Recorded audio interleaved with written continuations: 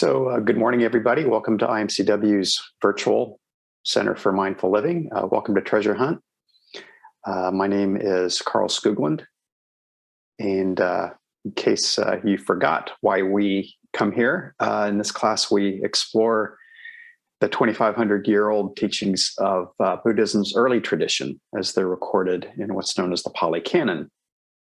And these teachings give us the best chance of understanding what the Buddha himself and his early followers thought and taught.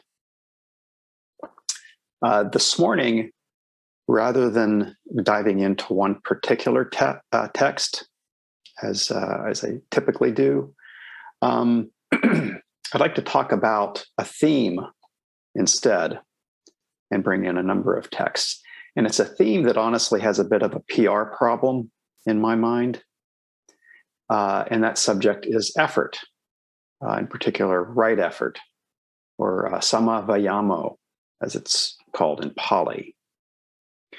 Right effort is a vital facet of the path, but sometimes it's viewed with a bit of suspicion, a bit of doubt, maybe even a bit of resentment. So what I hope to do today is offer up some fresh perspectives and practices that will, I hope, help effort make more sense and seem more valuable. All right. At that point, effort becomes easier, I think. It becomes something that we want to engage in. And if you didn't know already, right effort, in its broadest sense, is simply the nurturing of what's skillful and the letting go of what gives us a hard time. Now, excuse me. I most recently observed how effort can be mistakenly perceived in listening to a Dharma talk that was being given by somebody a couple of weeks back. In this talk, the speaker was describing the role of mindfulness as it's portrayed in a sutta called the Nagara Suta, usually translated as the fortress or something like that. The sutta is a simile of how different parts of the practice come together.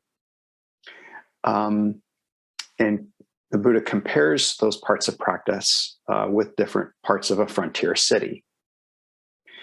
What the person said, giving the Dharma talk, what the person said was that the Buddha compared mindfulness to the gatekeeper of the city, which is right. That's what the sutta says. But then the person said that what the gatekeeper does is simply watch people enter and leave the city. Right? The implication is that mindfulness simply watches things come and go. Well, here's what the sutta actually says. It says, the royal frontier city has a gatekeeper, wise, experienced, intelligent, to keep out those who he doesn't know and to let in those he does, for the protection of those within. With mindfulness as his gatekeeper, the disciple abandons what is unskillful and develops what is skillful. So what the sutta actually says is that the gatekeeper lets in people, who are safe and keeps out people who would cause harm. And that mindfulness, inhibits what is unskillful and develops what is skillful.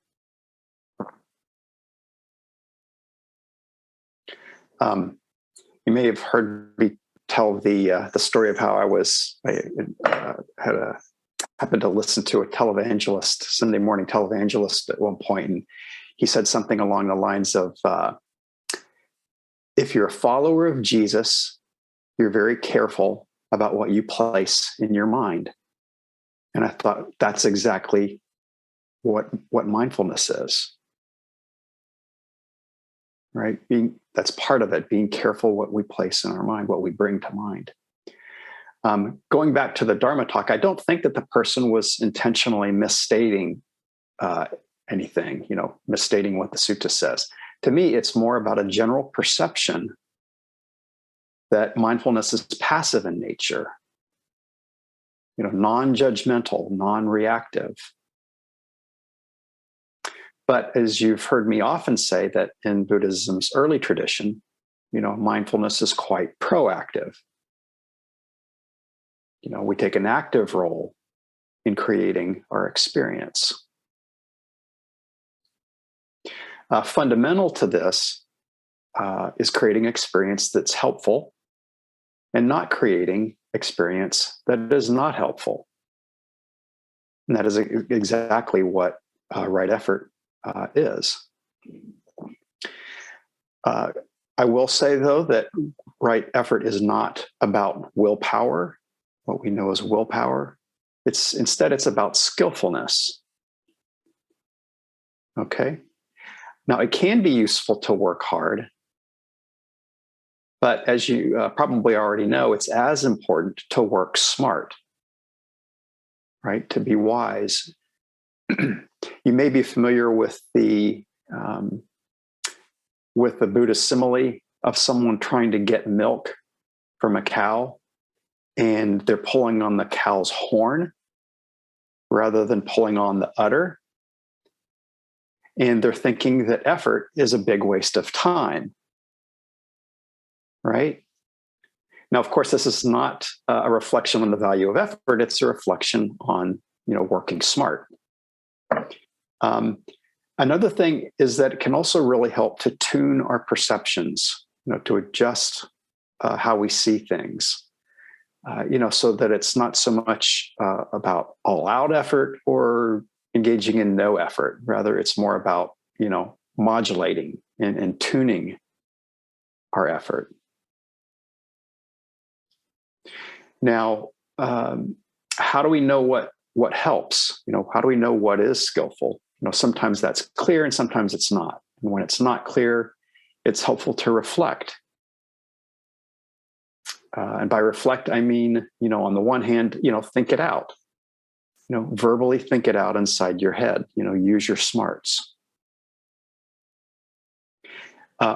Alongside that, though, by reflect, I also mean to, feel your way into the realization of what helps and what doesn't. With practice, we can come into the felt bodily sense, oh, that helped, or yes, this is helping, or yes, that will help. We'll review a Suta on this. In general, I don't want to try to set out any sort of static formula, chisel out some particular process to engage in. Instead, what I'd like to do today is offer some thoughts, offer some frameworks for you to play around with, on your own, in your own practice. Test, try it out, see what happens. This is the essence of ehipassiko, Buddhism's famous phrase, see for yourself. See for yourself what works and what doesn't. And as a heads up, I'm going to throw a lot of detail at you. One reason for that is because I never know what particular thing is going to resonate for somebody in particular. There's that one thing. And if that happens this morning, just grab hold of that and run with it. And, just let go of what does not resonate. I want to start with the prime definition of right effort. And one version of that we find in Bhikkhu Sujato's translation from Suta Central. It's found in the Satipatthana Sutta, the mindfulness foundations of mindfulness sutta. And according to this, there are 4 aspects of right effort. And this is from the sutta. It says, and what is right effort? First, it's when a mendicant generates enthusiasm, tries, makes an effort, exerts the mind, and strives so bad that unskillful qualities don't arise. Unskillful qualities don't arise.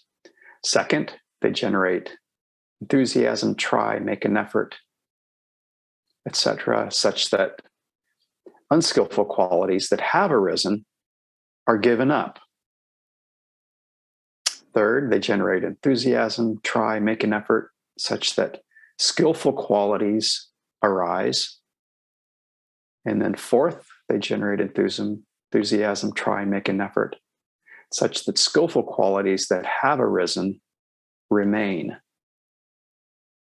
They remain, are not lost, they increase, mature, and are completed by development. This is called right effort. Okay, so again, sama vayamo is the Pali phrase for right effort. Sama is usually translated as right, sometimes translated as wise. But for myself, I think of it as something that's appropriate to the purpose, whatever the purpose is. In the case of right effort, it's effort that's appropriate to the purpose of the path.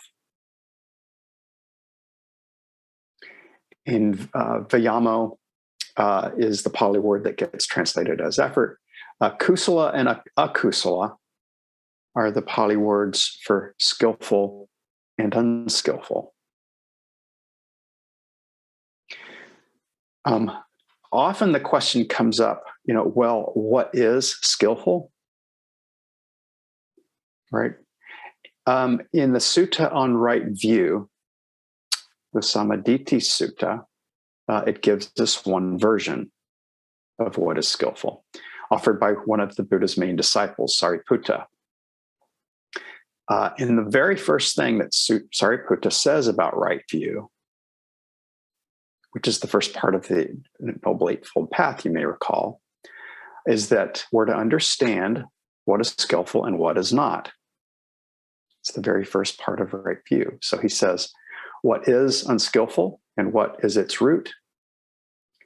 Killing living creatures, stealing, sexual misconduct, speech that's false, divisive, harsh, or nonsensical, and covetousness, ill will, and wrong view. These things are called unskillful. And what is the root of the unskillful? Greed, hatred, and delusion. Okay? And on the other hand, what is skillful?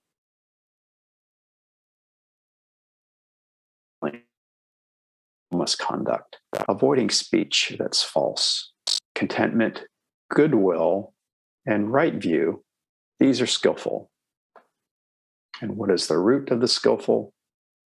Contentment, love, and understanding. All right, so technically, that's the list, right? Breaking the precepts, wrong view, and the three kilesas, they're all unskillful, and their opposites those are unskillful, and their opposites are skillful. Now, I think it's good to keep this list in the back of your mind, use it as a reality check, every now and then. But what I'd like to do is suggest that what you keep at the front of your mind is the felt sense of something being helpful or not so helpful. Rather than keeping in your head, a list of what's not skillful or what's skillful or not, or falling into some idea of, what you should be doing, right? Instead, reflection is the key, I think. Cluing into your direct experience of something being beneficial or harmful. Now, like I said, I'm going to throw a lot of detail your way this morning. So I think this is the thread that might help you to hold onto, as we go forward, just cluing into the felt sense of what's helpful or not. To me, this is so important, this idea of reflecting, and it's backed up by a number of suttas, which we'll get into in a moment. As it's presented, the whole skillful, unskillful framework comes across as rather binary, pretty dualistic. In reality, the effects of doing one thing or another are not always clear,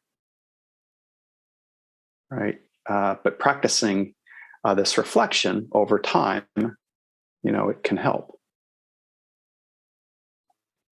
And just so you know, one of the other underlying assumptions here is that we will make mistakes, right? But then we acknowledge it and move on.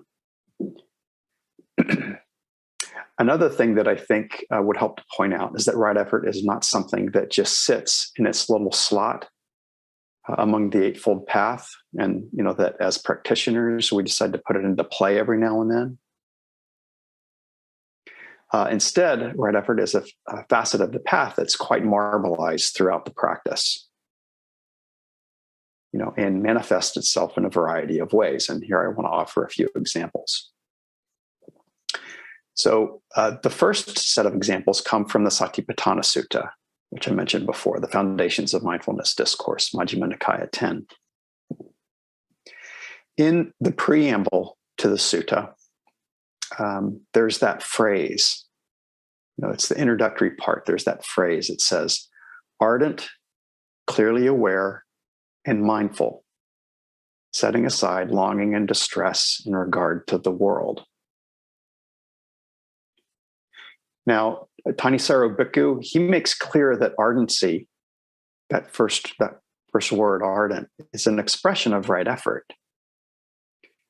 In his book, Right Mindfulness, he says, ardency is synonymous with the desires explicit in the definition of right effort, and motivated by the discernment of what's skillful and what is unskillful.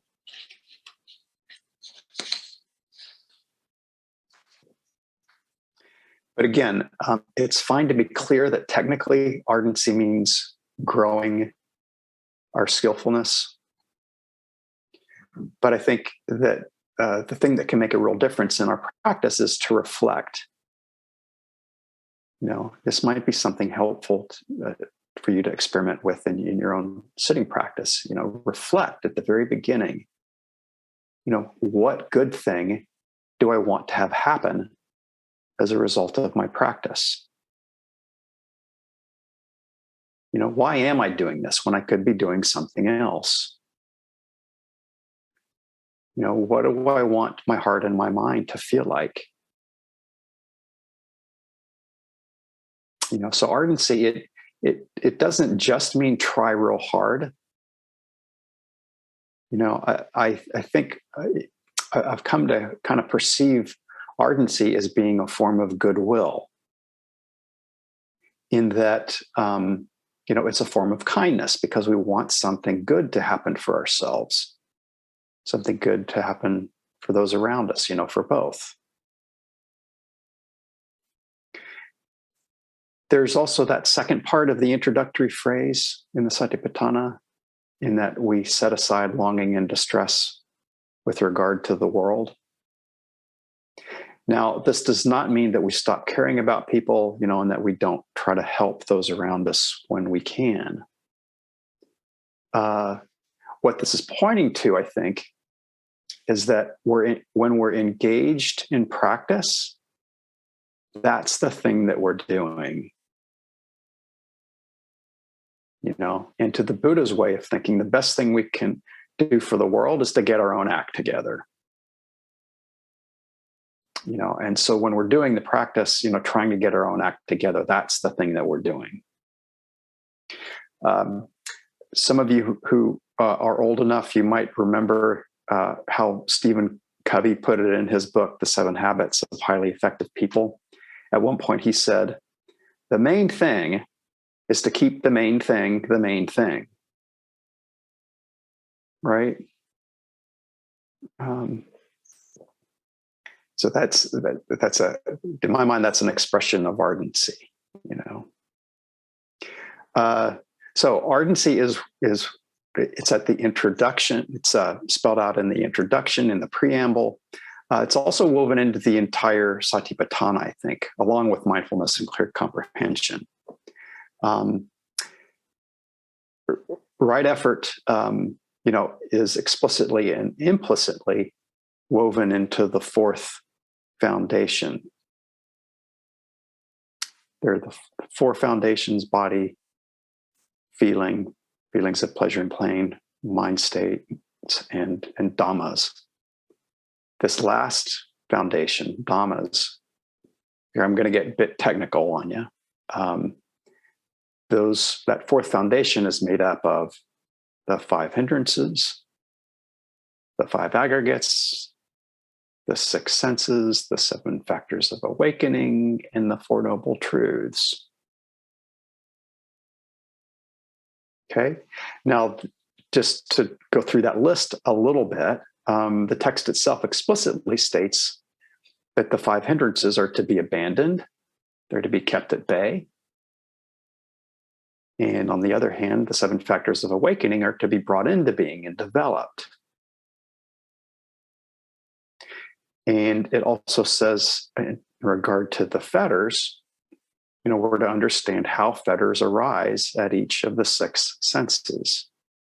How the fetters are to be abandoned and how they're to be prevented. And a fetter, for example, is how the mind gets attached to a thought, or how the eye gets attached to a sight, right? And so on down the list.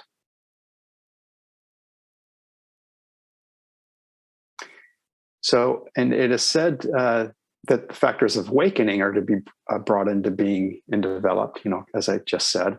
Well, the second factor of awakening is investigation.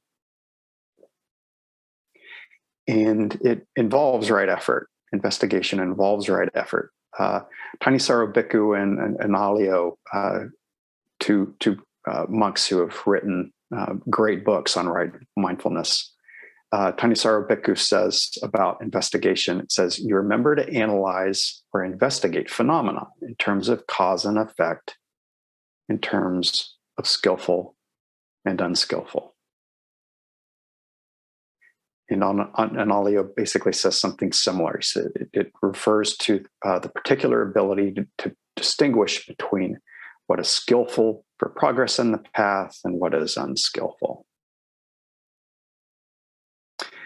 The Four Noble Truths, the last part of that fourth foundation. The one thing that I like to keep in mind about the the Four Noble Truths is what the Buddha said about them in his very first teaching after he became awakened. This teaching is called the Dhammacakka Pavatana Sutta, which is the setting in motion the wheel of the Dhamma. So in that first teaching, he not only taught the Four Noble Truths, which are suffering, or the truth of dukkha, the truth of the cause of dukkha, the truth of the end of dukkha, and the truth of the path leading to the end of dukkha. He taught the truths, but he also taught that there are tasks associated with each one of them. We're to comprehend dukkha. We're to abandon the cause of dukkha, which is craving. We're to realize the end of dukkha, and we're to develop the path leading to the end of dukkha. So again, the tasks are comprehend, abandon, realize, and develop.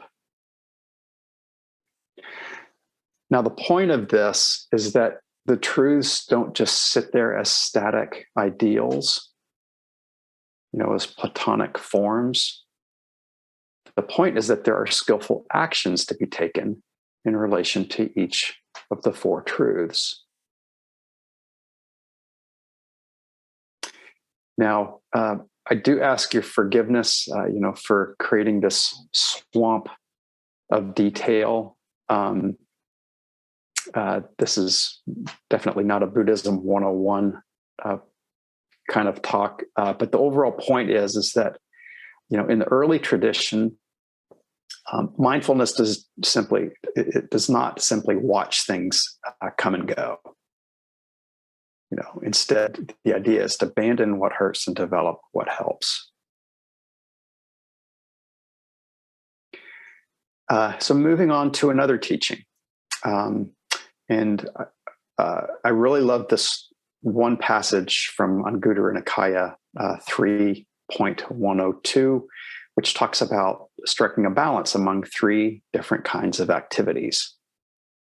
This teaching is called the Goldsmith, referred to as the Goldsmith, and it says a mendicant should focus on three foundations from time to time: concentration, exertion, and equanimity. If they focus solely on concentration, it's likely that their mind will become lazy. If they focus solely on exertion, it's likely their mind will become restless.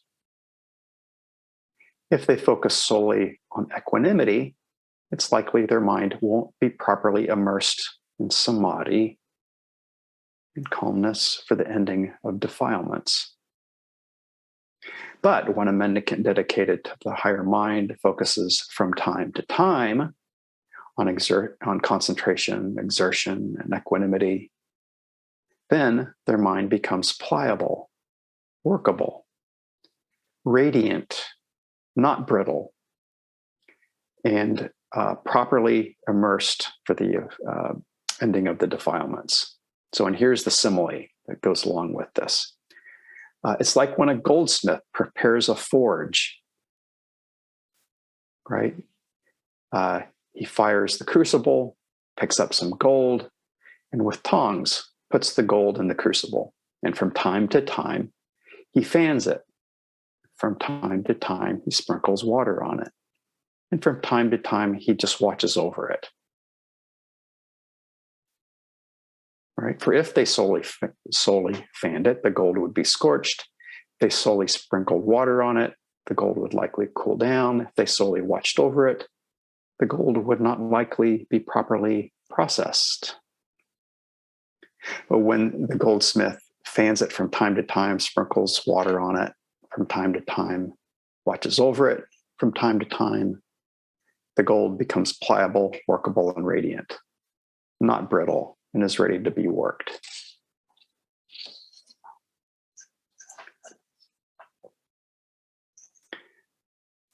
So in the idea in terms of right effort, in terms of actions to be taken, the idea is that sometimes you heat things up and sometimes you cool things off. And sometimes you just, watch how things are moving along, watch how things are progressing. And as a result, the sutta says, your mind becomes workable. You can do with your mind what you want to do with it, which to me is a very inspiring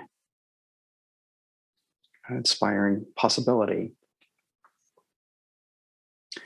Next sutta, or next teaching I want to share with you comes from Anguttara Nikaya 10.51. It's referred to as one's own mind. And here the Buddha describes how we should train ourselves to be skilled in the ways of our own mind. Now, I'm going to paraphrase a bit, but the idea is that we should become familiar with the unskillful states that we give into, that we're typically overcome by. And then, like someone who sees a smudge on their face, this is the simile that we find in the sutta. Someone sees a smudge on their face and they clean up their face, very quickly, like you would, try to get a smudge off your cheek or something. Or is it sometimes thought, you've got something stuck in your teeth. You want to, you don't want to smile at anybody with that. So you want to go ahead and get that out, So we kind of clean up our mind states, in the same way, when we take pleasure, in having sort of cleaned the mental smudges, off of off of our mind.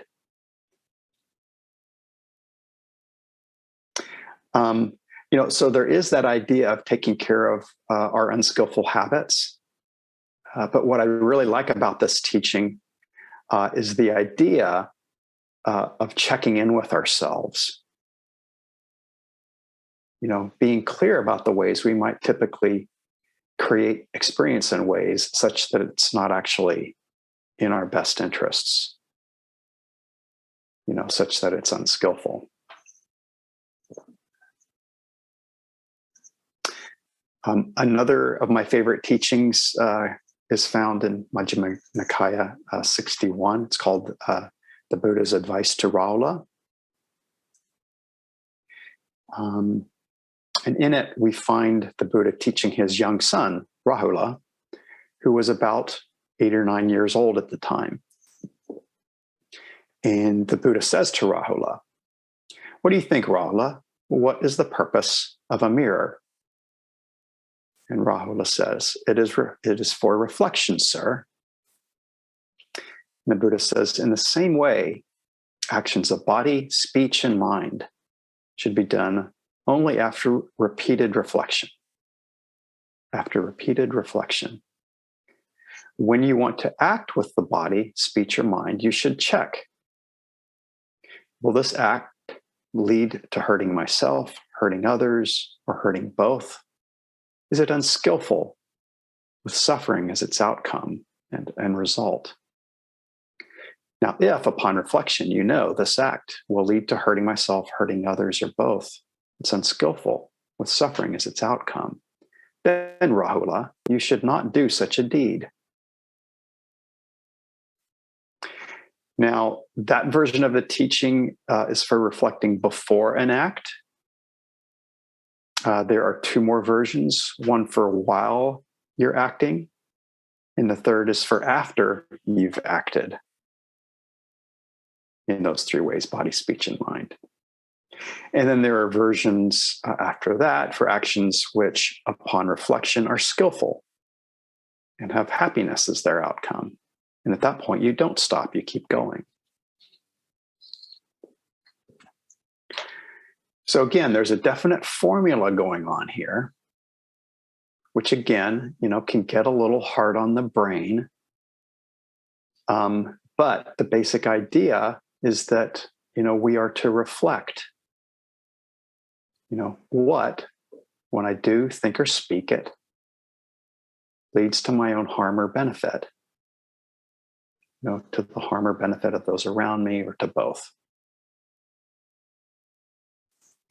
Now, the root of the teaching revolves around reflection, and it revolves around knowing for yourself what leads to harm and what leads to happiness. The next sutta I want to spell out or talk about is the renowned Kalama Sutta. That's in Anguttara Nikaya 3.65. You may remember that this community called the Kalamas, they lived at a crossroads. And at this crossroads, all kinds of gurus came around espousing their own views and disparaging others. And when the Buddha got into town, the Kalamas told him that they were perplexed. And, the Buddha said, well, no wonder you are. That's easy to see.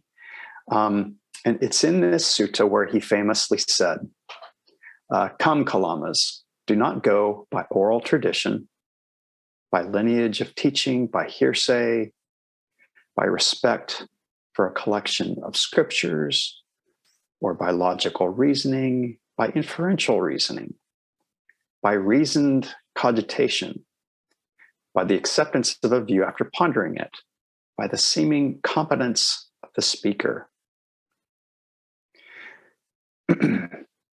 But when, Kalamas, you know for yourselves, when you know for yourselves these things, in this case, greed, hatred, and delusion, when you know that these things are unskillful, these things are blameworthy, they are censured by the wise, they lead to harm and suffering, then you should abandon them. Okay.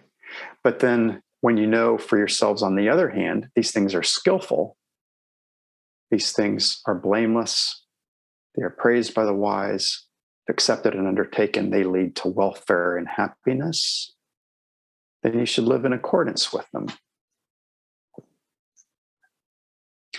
So the emphasis here, I've been playing up, this idea of reflection, but at the same time, the emphasis here is not on just thinking stuff through, logical reasoning.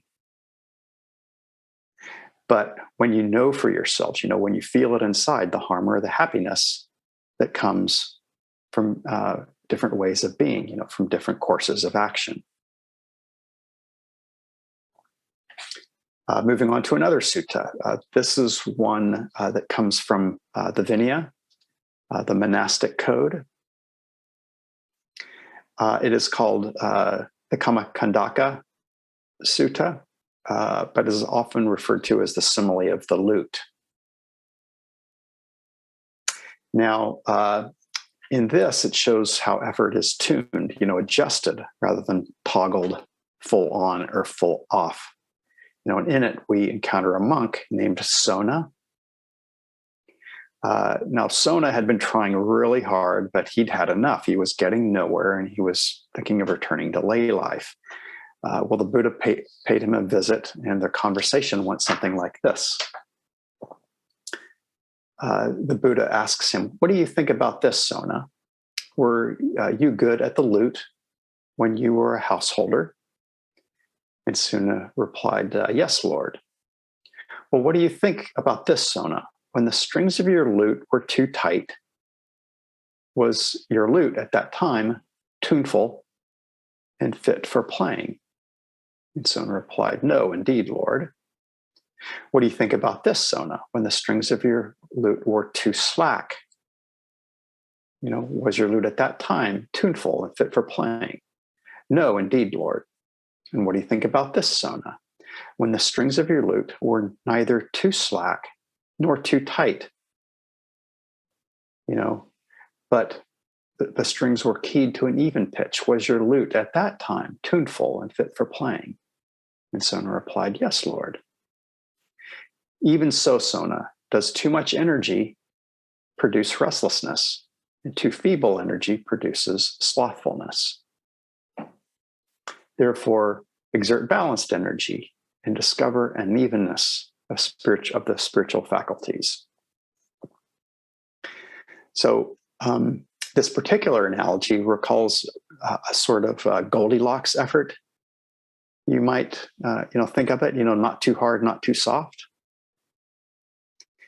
I think there are also other good analogies, that speak to the kind of modulation of effort, that's required by the conditions that we find ourselves in. For example, it's fine to change the gears on our bike, if we're going up a hill or if we're facing a headwind. Just as it's fine, to count breaths, if, our minds, if the circumstances within our mind are such that, we're encountering a steep hill, go ahead and count those breaths. It's not something to be embarrassed about. So there are two more suttas I want to share, and then I'll wrap things up. So the next to the last sutta is the simile of the cook. This is from Samyutta Nikaya 47.8. And it is a teaching in which the Buddha describes how it helps to pick up on the sign, pick up on the hint of your own mind. Read what your mind is telling you. Here's a snippet from that sutta. He says in the simile, "Suppose there were a foolish, inexperienced, unskillful cook who has presented his master with various kinds of curry: sour, bitter, peppery, sweet, salty or non-salty. And the unskillful cook does not take note of his master, thinking, today my master likes this or that. Right? As a result, the cook is not rewarded with clothing or wages or gifts. And why is that? Because the foolish, inexperienced, unskillful cook does not pick up on the sign, does not pick up on the hint of his master. In the same way, a foolish, inexperienced, unskillful monk practices with one of the themes of mindfulness. But his mind does not become concentrated. His defilements are not abandoned. The monk does not take note of the fact, he does not pick up on the sign. He does not take the hint of his own mind. Something's not working. Right? As a result, the monk is not rewarded with a pleasant abiding here and now, nor with mindfulness and alertness. Why is that? Because the monk does not pick up the sign, does not take the hint of his own mind. Then the Buddha describes the flip side of the two scenarios, in which a wise, skillful cook does pick up on what his master likes that day and is rewarded. And in the same way, a wise, skillful monk picks up on the signs, takes the hints of his own mind and, knows which themes of mindfulness his mind will like. And he is thus rewarded with a pleasant abiding, together with mindfulness and alertness. So I think one take-home point here about this is that, it's not always about staying with the breath, for example. Okay. Trying real hard to be with the breath, when in fact today is just not a good breath day, is something that, it's a way of being skillful in our practice. It's like being a wise parent, knowing today that it is not a sweet potato day for 2-year-old Johnny, instead it's an applesauce day, or whatever. The last sutta that I want to refer to is the Veda Fitaka Suta, which is translated as the Sutta on two kinds of thought, two classes of thought. We covered this recently, so this will be a review for some of you. Here's a basic outline of what we find in the teaching. It starts with the Buddha addressing the Sangha, the monastics. He's talking about the period of time before he was the Buddha. Back when he was a bodhisattva, somebody intent on awakening, intent on freeing his mind. And during that period, he got this idea: why don't I classify my thoughts into two kinds? The first kind is thoughts related to sense desire, ill will, and cruelty. And the second kind is thoughts related to renunciation, goodwill, and compassion. So the idea here, what we see is that the Buddha to be is experimenting. Okay. He's introducing a sense of curiosity into his search, or as I like to say, a willingness to play around, try this, try that, just see what happens. And I think that's a really good approach for us to take as well. Because in doing so, we create the kind of enthusiasm, the kind of energy that comes from trying things out, the kind of energy that comes from being curious and learning. So after setting that framework up for himself, the Buddha said that as he meditated, if there arose a thought of sense desire, ill will, or cruelty, then he reflected. He reflected these thoughts, these applications of mind. They lead to hurting myself, others, both. They block wisdom. They don't lead to freedom. And reflecting thus, these hurtful thoughts went away. And then the Buddha introduces this key phrase: whatever you frequently think and dwell upon, that will be the inclination of your mind, the inclination of your heart. The point is that if we often apply our minds towards sense desire, ill will, or cruelty, then thoughts of that nature are what tend to come up. They become the habit of the mind. After this, the Buddha outlines the flip side, of the coin. And that is that if during meditation a thought of renunciation arose, or goodwill, or compassion, then he saw that they do not lead to hurting himself, hurting others, or both. They do, in fact, lead to wisdom and to freedom. So at that point, he continued to engage in that kind of thinking, in that particular application of thought. Now, he did mention one sort of key qualification with this second part. He said that if he spent too much time thinking and reflecting, it would tire him out, it would agitate his mind. And so at that point, he stilled his thinking and brought his mind into unification. Right? So the idea is that thinking is fine, up to a point. And then, after that, the Buddha repeats that key phrase again, whatever you frequently think and dwell upon, that becomes the inclination of the mind, the inclination of the heart. So again, if we often apply our minds in the direction of freedom from sense desire, in the direction of goodwill and non-harming, then thoughts of that nature are what tend to come up within us. They become the inclination of the mind. I want to say a few quick things about the pairs of three. First is that you may recognize them as being the same thing that we find in right intention, the second of the Eightfold Path, which is renunciation, goodwill, and compassion. So I think in terms of right effort, I think it's fair to say that right intention is another answer to the question, what is skillful?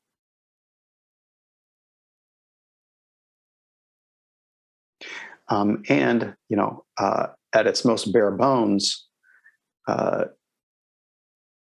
goodwill represents what's skillful. In that we want what's best for ourselves. We want what's best for other people or for both. And compassion, by the way, is simply the response of goodwill when goodwill encounters suffering, in ourselves or others. And the third aspect of that set of three, renunciation, that's the one I want to talk about this just because that's the one that tends to give us problems, of the three, because like typically we can do goodwill, we can do compassion, there are no concerns about that. But here's the deal, right? Renunciation, it sounds kind of Puritan. It can seem to be about denying ourselves pleasure, denying ourselves happiness. That might be the karma that we bring to it, to that perception. And at the same time, getting as much sense pleasure and sense stimulation as possible. It's one of the big reasons we want to be alive, right? At least that's the priority of parts of our mind. But in the Buddhist tradition, all that renunciation is really pointing to, and this is why it's skillful, is the trading in of lesser forms of pleasure for greater forms of pleasure, greater forms of happiness.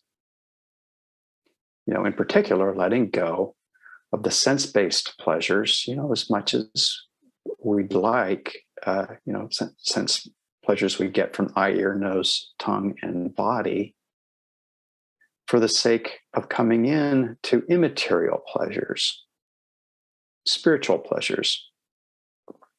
So it's not about denying ourselves happiness. Instead, it's about improving our pleasure, improving our happiness. As I've said, it's about trading up. And this is reflected in Dhammapada 290, which says, if by giving up a lesser happiness, one could experience greater happiness, a wise person would renounce the lesser to behold the greater. And, just to say, the more and more we can rely on immaterial spiritual pleasure, then, goodwill and compassion can really open up. Because we're in less and less the position of needing to feed off of external sources of pleasure. We give up the activity of scanning the environment, looking for things to make us happy. Because we have internal sources that we trust and can rely on. So, like I've been saying, this is all fine and good. We understand the words, but I think this last sutta, the last several suttas are important, not because of the formula, but because it describes what the Buddha himself did to make this stuff matter. To make this stuff matter to himself. When thoughts of one kind arose, then he reflected these thoughts, these applications of mind. They lead to hurt, lead to harm. They block wisdom. They don't lead to freedom. And then as a result, they lost their allure for the Buddha.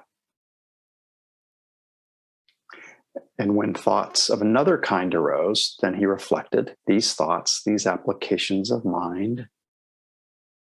They do not lead to hurting myself, others, and both.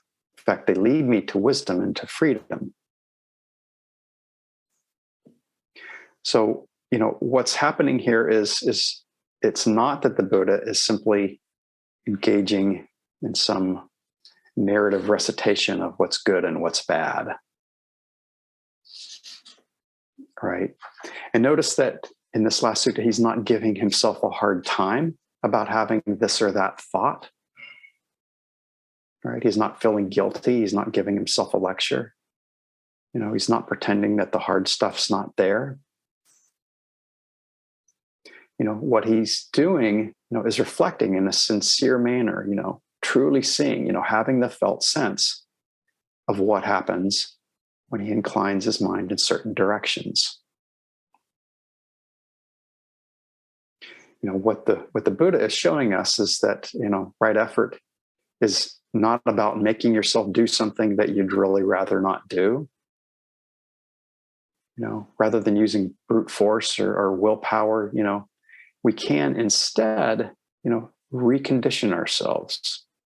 We can adjust our perceptions, adjust our value systems,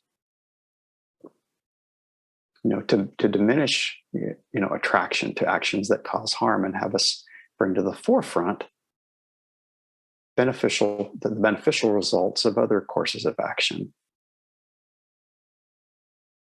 So this is how, right effort flows out of reflection and wisdom, rather than discipline.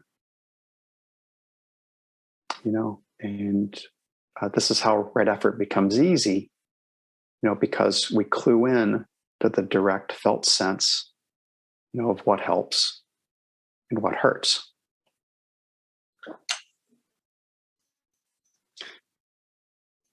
So I sure appreciate your patience. Those are all the words I want to toss out for you today. I really thank you for your attention. I hope this has been helpful.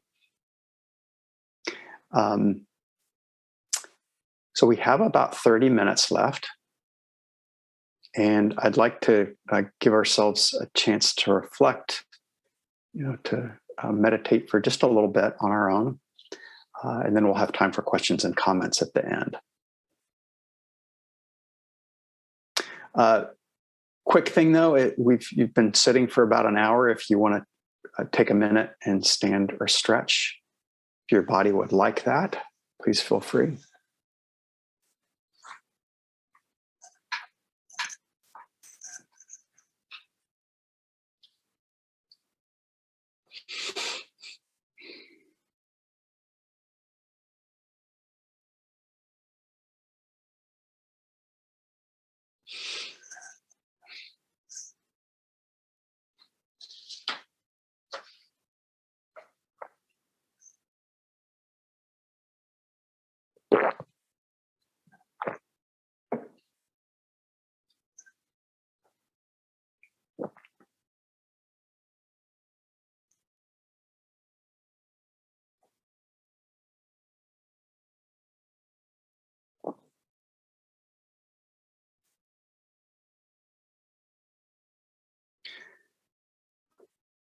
Okay, so for our meditation, to begin our meditation period, I invite you to first check your posture.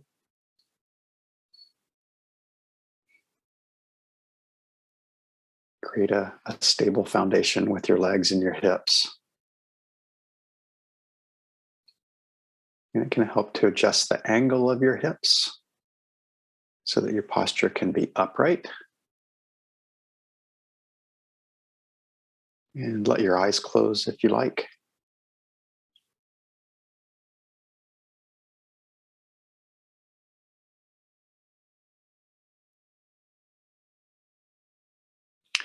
And now you might try to find a way to breathe so that your mind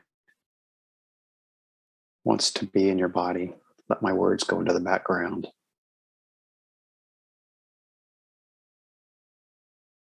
Might breathe in deeply, feel your body. Breathe out and relax. And breathe in deeply, feel your body. Breathe out and relax.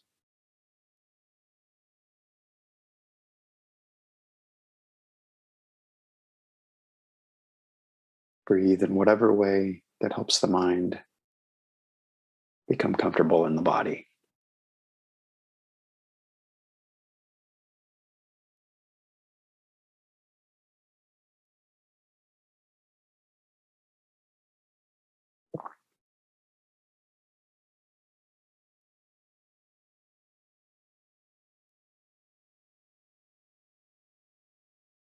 And now I invite you to do what you might call check your weather. Take a moment to read your own mind. Take a moment to check your internal environment.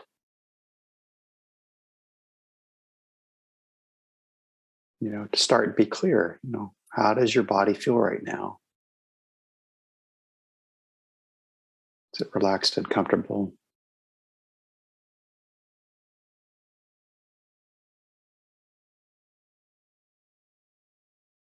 Or there might be parts that are less than comfortable.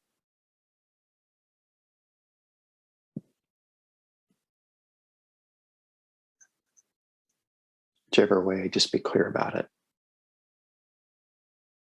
And you can also be clear, how does your mind feel right now? How does your heart feel?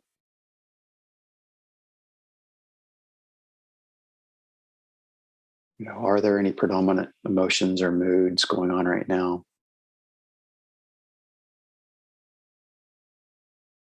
You might be simply happy to be here, composed, settled, collected. Or there might be some kind of anxiety or concern. Acknowledge that too.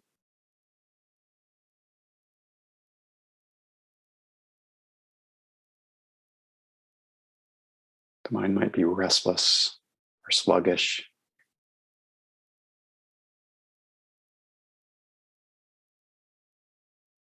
See if that's the case.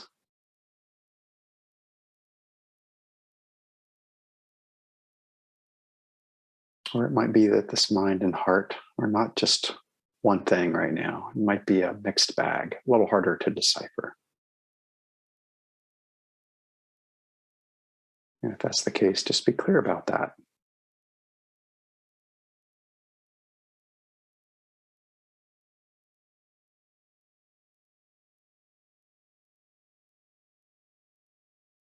You might find that it's very quiet inside, or there might be some thinking going on. Thinking that might be light and wispy, or maybe it's strong and insistent.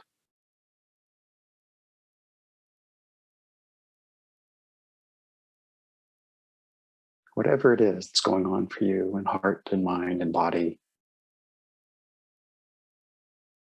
just acknowledge and name the simple truth of it. Be clear about what kind of environment you're meditating within this morning in these moments.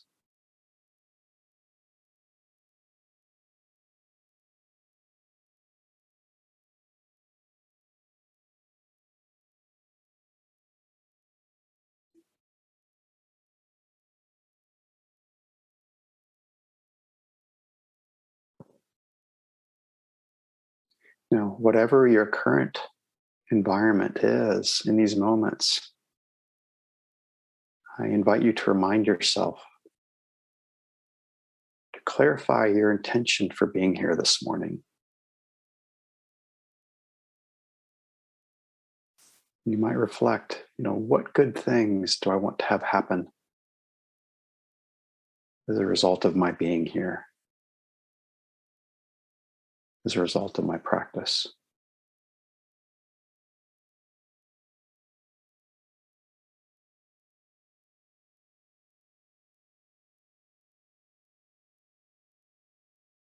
You could have been doing other things, but you made time for yourself to be here. What did you want to have happen? What good things? Now ask yourself, what qualities of heart and mind would I like to have arise and make strong?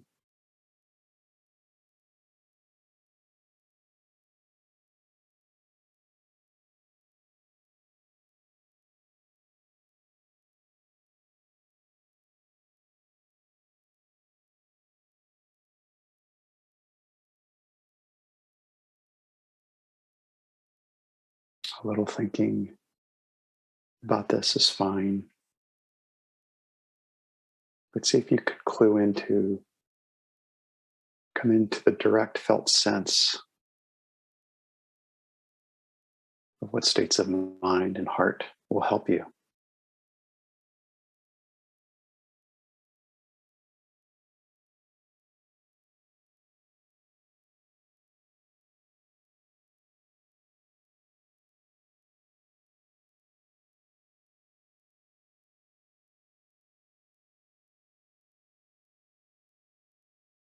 Can those helpful states of heart and mind be the truth for you right now?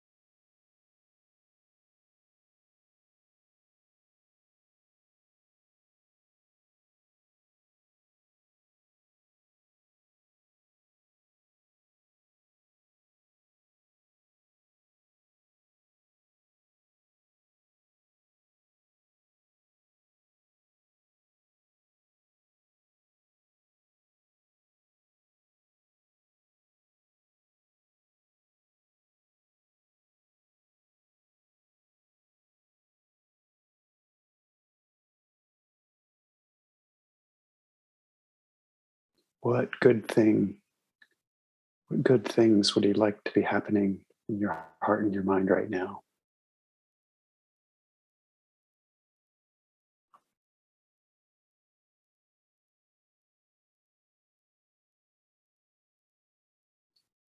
See if those good things are possible for you right now in these moments.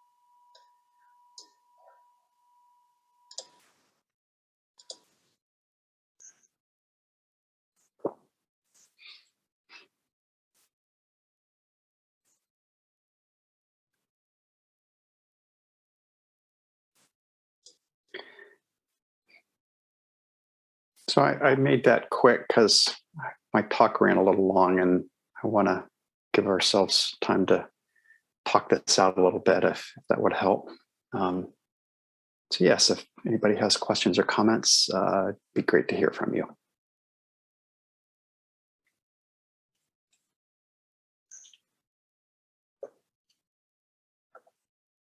Yeah, Misha. Thank you, Carl. Excellent teaching. I appreciate how you were going with the theme today and weaving in different suttas and other stuff. So part of what came to mind is there's different time horizons for right effort. You said the Stephen Covey quote, the main thing is to keep the main thing the main thing. And I think it might have been Siggyal Rinpoche who said the most important thing is remembering the most important thing. To me, there are two different ways of saying the same thing. So I find personally, I need to apply that in my life to like the longer term ongoing, what's my vision, my intention in my life, and remembering to come back to that. And more a midterm, like you said, is this what is this? What kind of a day is this? Is this a, sweet potato day or an applesauce day? It's like, what might be the atmosphere that I'm operating in today? And then like in meditation, this exact moment, in this exact moment, what is the most important thing? And so an example of how this played out in my life this morning is resentment arose. And so I did that reflecting thing. That was really cool. I didn't realize I was doing it until I heard your talk. And I was like, okay, resentment, that's an unwholesome state. But then checking in with my felt sense, it felt like, oh, but if I just try to apply an antidote directly to the resentment, that feels like it would be a spiritual bypass. I'm just trying to cut the weed off, and I at least at this moment, I have the resource to try to find the root and dig it out from the root. So being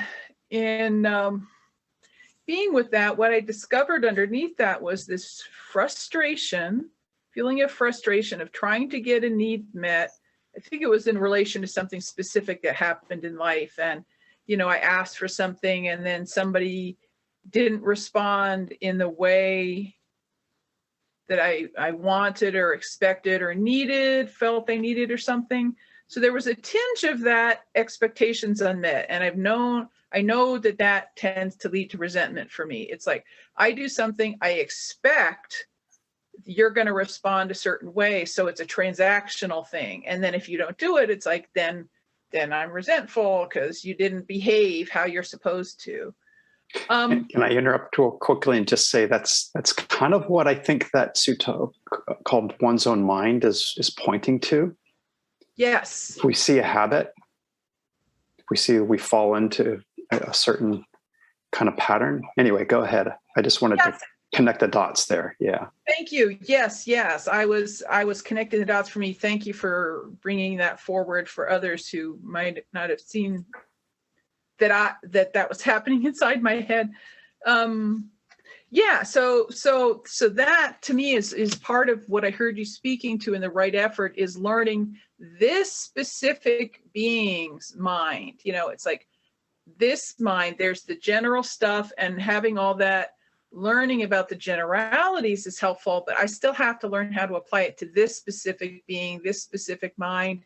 What are the tendencies and the patterns and the habits, what's skillful and unskillful for this one. Mm-hmm. So as I was staying with that frustration, that feeling of frustration, an insight arose that this was a model I learned from my dad's behavior. He would feel frustration, and his response was express anger toward the person and blame that was the cause of his frustration. And when I recognized that, I got that insight, then it lost its allure. Because then it was like, oh, I don't have to behave that way. I just implicitly learned that's how you behave in response to feeling frustrated. Mm-hmm. And so part of what you had said, I don't remember the word you used, but the word I used for it is salient. It has to be personally meaningful, valuable, and relevant for it to really inspire my practice. Yeah. If it's just rote, if we're just trying to repeat something that has been set out before us, then it's not going to take root.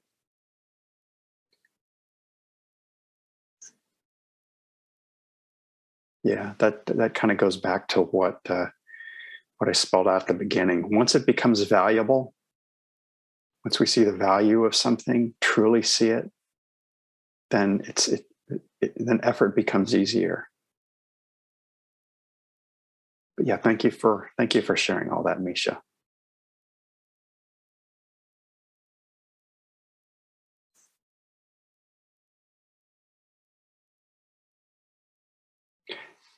Quick things in terms of skillful. Was that just too much detail? Was that too much to take in? I hope I presented it in a way that you were able to maintain the thread. Okay, very good.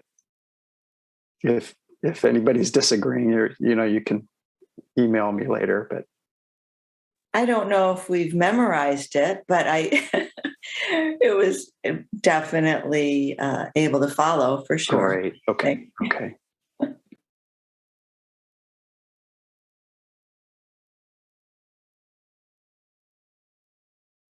Yes, Kathleen. Hey. Oh. I think you're still muted. There it is. Okay. Since nobody else is asking a question, I just wondered if you could, two parts of one thing, if you could relate this to the second arrow a little bit.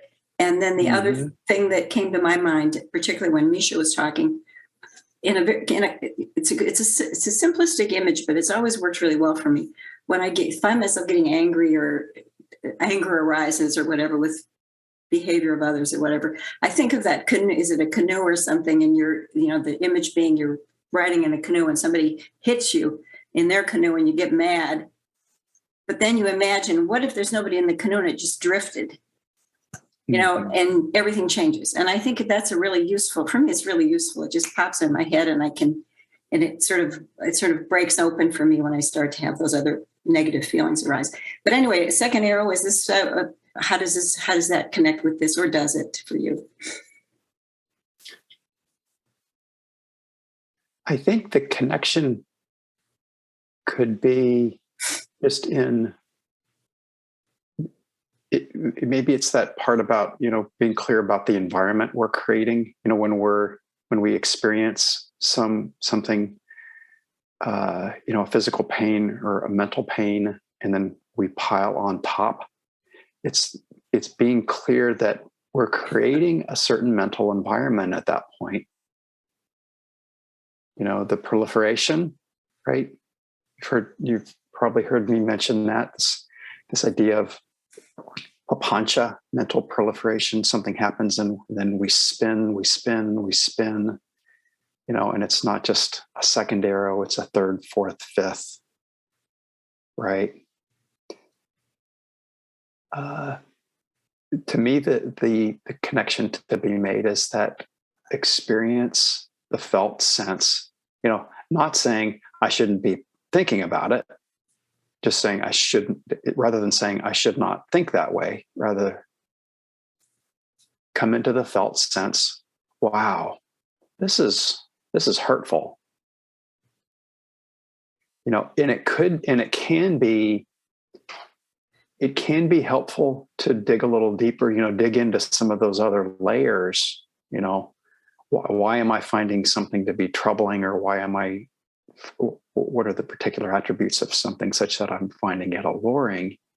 Dig into that.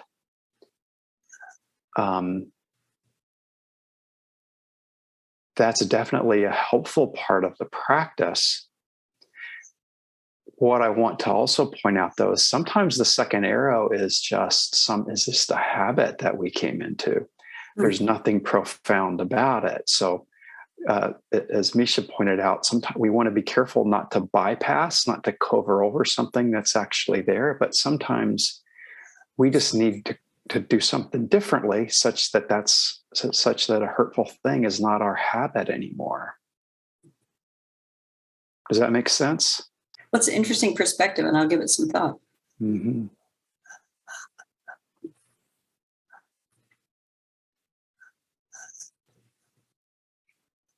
Because just as an example, if we practice metta, if that's becomes a strong part of our practice, there's just not the room for some of the other stuff that might normally come up and, take over the microphone, right? There's just not, in one way, our minds can only do one thing at one time,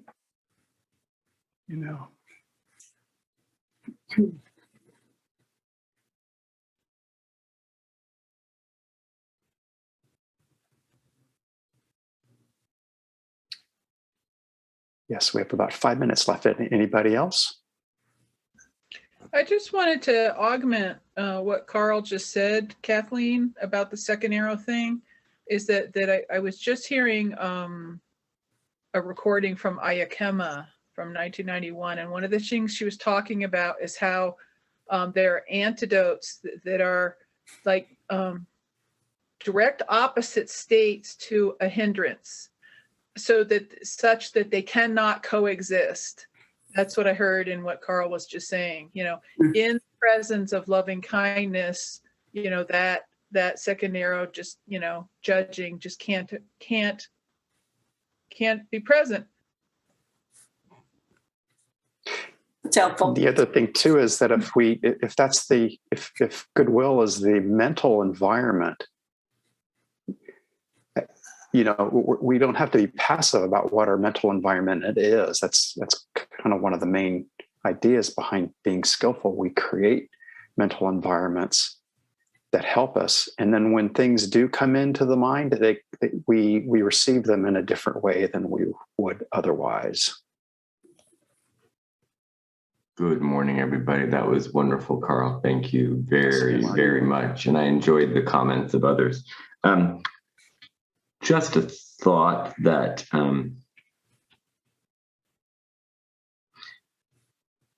the skillfulness leading in general to happiness, is one of our leading motivators. Another motivator that I want to bring up is, we don't talk about it that much, but the unskillful reactions, many of which we've been conditioned to, are not good for our health. I have a cardiovascular condition. I was with my cardiologist yesterday, and he said, you're managing this really well. What are you doing? And I said, well, I've been meditating for decades, but now I'm immediately employing breathing and other skillful strategies in periods of high stress. And he goes, well, that's what's keeping you out of the emergency room. Good idea. Wow. Keep doing it. Wow. And I thought, that's an extreme. But if we don't think of that extreme, I think we all know that some of our unskillful responses can still cause us health concerns. Mm-hmm. And I mean unskilled in both directions, overly negative, overly positive. I remember one day when I was jumping for joy, like 13 or 14 years ago, because I had finally nailed the job I wanted.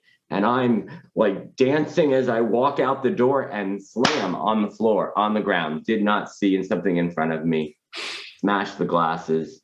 I was happy and excited, but I was being very unskilled in my response. Anyway, I just wanted to share that. Just another layer. We normally talk about happiness, but we don't talk about the other issue of our health and our well-being from a physical perspective, not just a mental and that perspective. So thank you, Carl, for letting me share that. I loved all the pieces you put together in your story today. Thank you. Good.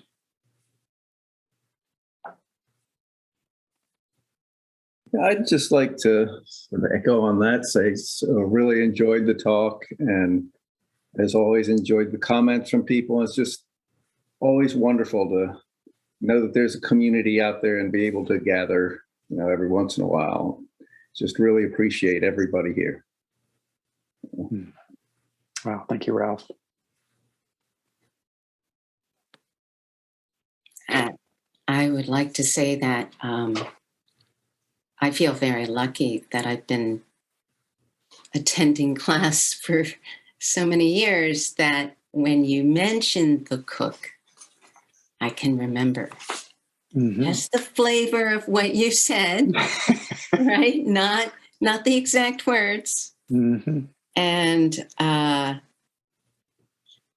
lute. I'm probably never going to remember what it's actually called, but you supplied my references in my own head. So, this discussion was very powerful. Thank you.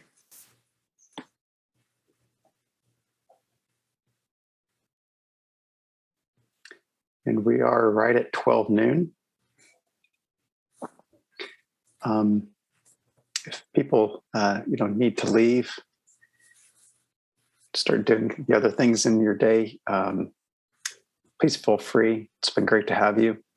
I will hang out for a little bit longer too, although I do have another commitment I need to move on to. But and Emily, just so you know, I think one thing in fact, I'm pretty sure I'm going to do it is do the next class on the cook.